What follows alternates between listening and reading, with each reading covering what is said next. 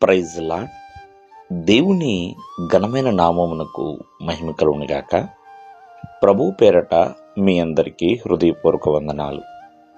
ఈ ఉదయకాలము దేవుని వాక్యాన్ని విందాం. అపోస్తుల కార్యములు 2వ అధ్యాయము 40వ వచనము.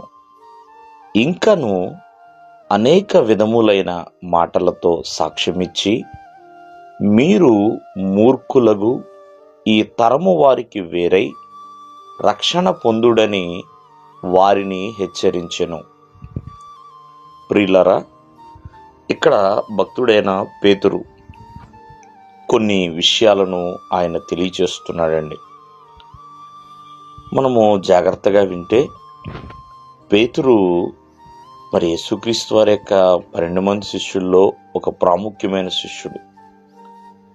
మరి ఎంతోమంది రక్షణ పొందడానికి, మరి ఎంతోమంది ప్రభువుని విశ్వసించడానికి పేతురు దేవుని చేతిలో బలమైన ఆయుధమండి. చదువు లేకపోయినా తను దేవునిలో కలిగి ఉన్న కమిట్మెంట్ను బట్టి ఎంతో ఘనమైన పరిచర్య ఆయన చేయగలిగి ఉన్నాడు. ఇక్కడ తను బోధిస్తే విధానం చూడండి. ఎన్నో మాటలతో దేవుని పట్ల తను సాక్ష్యాన్ని పంచుకుంటున్నాడు.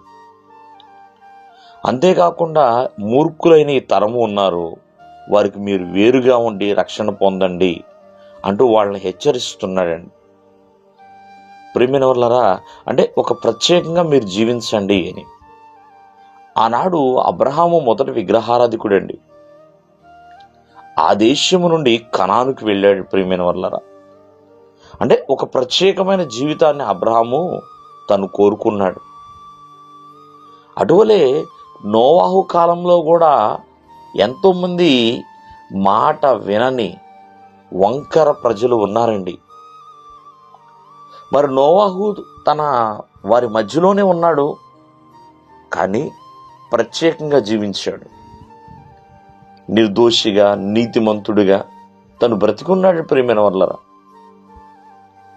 ఒక మాటలో చెప్పాలంటే మరి ఆనాడు రూతు కూడా మోయాబు నుండి బెత్లెహేము అనే ఆశీర్వదించబడిన స్థలానికి వెళ్ళిందండి. ప్రత్యేకంగానే తను బ్రతికింది. కావున ప్రభువును నమ్మిన వారు ఎప్పుడు కూడా ప్రత్యేకమైన వారు. అటువంటి ప్రత్యేకమైన జీవితాన్ని మనం ఉండాలి. ఈ లోకములో ఉంటున్నాం కదా, మన చుట్టూ పాపం ఉంది కదా అంటే పాపంలో బ్రతకమని దేవుడు చెప్పటం లేదండి. నేను పరిశుద్ధుడిని, మీరు కూడా పరిశుద్ధులై ఉండండి అని దేవుని యొక్క వాక్యం సెలవిస్తుంది. ఎందుకంటే నువ్వు నమ్మిన దేవుడు పరిశుద్ధుడు. దేవుడు మిమ్మల్ని ఆశీర్వదించును గాక. ఆమేన్.